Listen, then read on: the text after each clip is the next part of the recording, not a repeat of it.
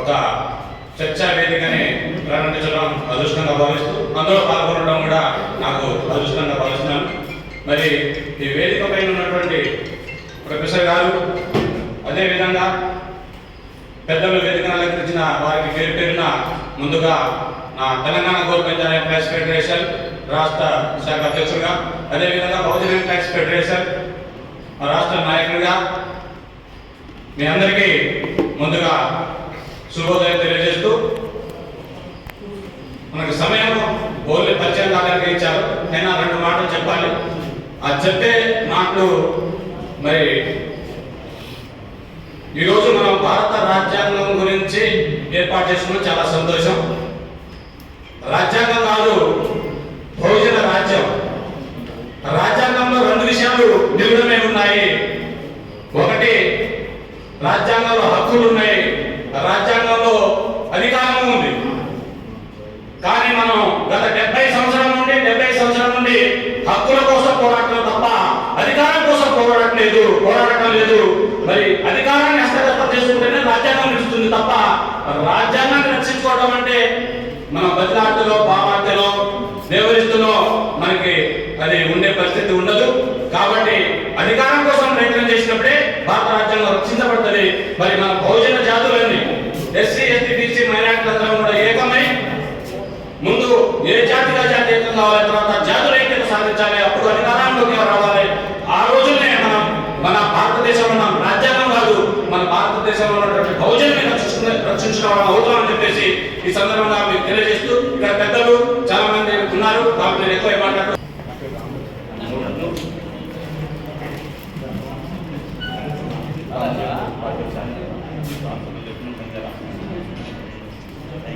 అన్న బస్ ఉన్నదా సార్?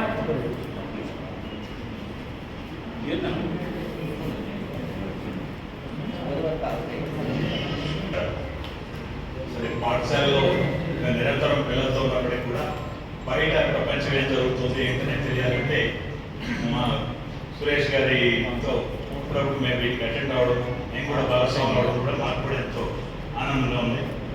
ఈ అవకాశం ఇచ్చిన ధన్యవాదాలు. ప్రకారంగానే నడవాలని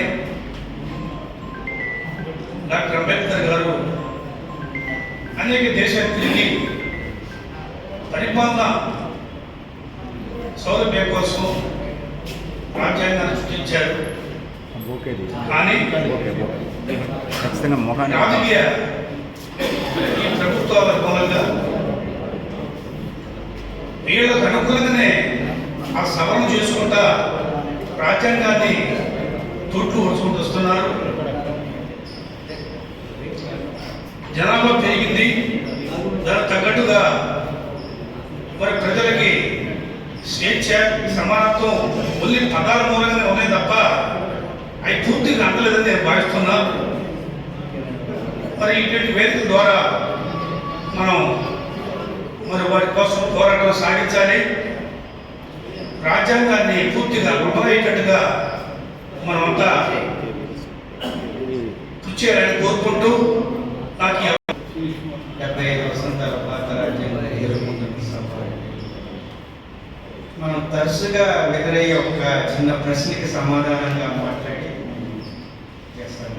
మనం తరచుగా ఎదుర్కొనేది ఏంటి అంటే 296 మంది రాజ్యాంగ పరిషత్తులు ఉండగా రాజ్యాంగం విషయంలోని అంబేద్కర్ మాత్రం ఒక్కరికే ఎందుకు కట్టబెడుతున్నారు అనేది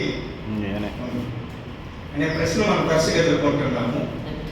వాస్తవే 296 మంది 7000 ప్రతిపాదనలు తీసుకొస్తే సుమారుగా అందులో 4000 ప్రతిపాదనలు తిరస్కరించి సుమారు 3000 ప్రతిపాదనలు 395 ఆర్టికల్స్ గా రూపొందించిన ఘనత అంబేద్కర్.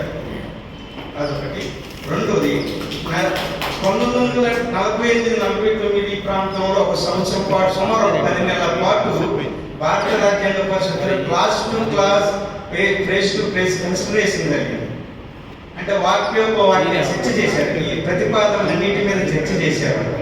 చర్చ చేసినప్పుడు వ్యతిరేకించిన ప్రతిపాదన ఎందుకు వ్యతిరేకిస్తున్నానో ఎక్స్ప్లెయిన్ చేసి వాళ్ళని ఒప్పించాడు. అంగీకరిస్తున్న ప్రతిపాదనలు ఎందుకు అంగీకరిస్తున్నానో వాటిని ఎక్స్ప్లెయిన్ చేశాడు. అందుకోసం సమ్మోహనపరిచిన రాజ్యాంగ పరిషత్తు మొత్తాన్ని సమ్మోహనపరిచాడు ఒక 10 నెలలు. అందుకోసమే జస్టిస్ ఎంఈ ఫైలీ the father of Indian constitution అనే మాట వాడాడు తన యొక్క పుస్తకాల్లో. కాబట్టి చాలా మంది ఏమనుకుంటారు అంటే అంబేద్కర్ వనంలోనే రాజ్యాంగం ఒక్కడికే కట్టబడుతున్నారు, వీళ్ళందరూ శ్రమ పడితే ఒక్కడికే కట్టబెడుతున్నారు అంటే డ్రాఫ్టింగ్ కమిటీ చైర్మన్ గా తను నిర్వహించాల్సిన పాత్ర అమోఘం, అద్భుతం. అందుకోసమే భారత రాజ్యాంగం అంటే అంబేద్కర్. Thank you. అధ్యక్షత వహించిన వికాస్ సురేష్ గారికి, అలాగే ప్రొఫెసర్ గురుపాటి వెంకటనారాయణ గారికి, సభలో అలంకరించిన పెద్దలకు, వేదిక ముందు ఉన్నటువంటి మాన్యులు అందరూ కూడా పెద్దలు, చాలా మంది పెద్దలు అందరికీ కూడా హృదయపూర్వక నమస్కారాలు తెలియజేస్తున్నాను. ముఖ్యంగా సార్ ప్లీజ్, సార్ ప్లీజ్.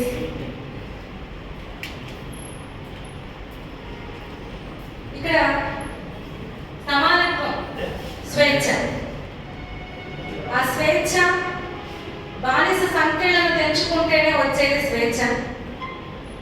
ఈ దేశంలో అణగారిన వర్గాలకి స్వేచ్ఛ అనే పదం పలుకుతున్నాము అంటే ఈరోజు కేవలం రాజ్యాంగం ఇచ్చినటువంటి హక్కుల వల్లనే.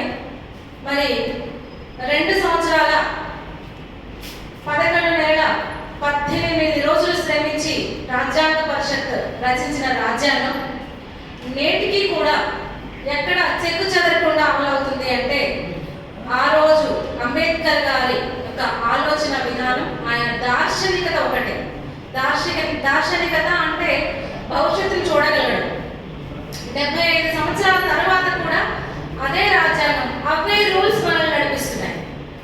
ఈరోజు సమానత్వం అంటే మహిళలకి స్వేచ్ఛ లేదు, మహిళలకి హక్కులు లేవు అనేటువంటి ఒక మనువాద ప్రపంచంలో, మనుస్మృతి రాజ్యాంగంలో మనం నడుస్తున్నప్పుడు ఈ మనుస్మృతి వల్లనే ఈ దేశ ప్రజలలో సమానత్వం లేదు.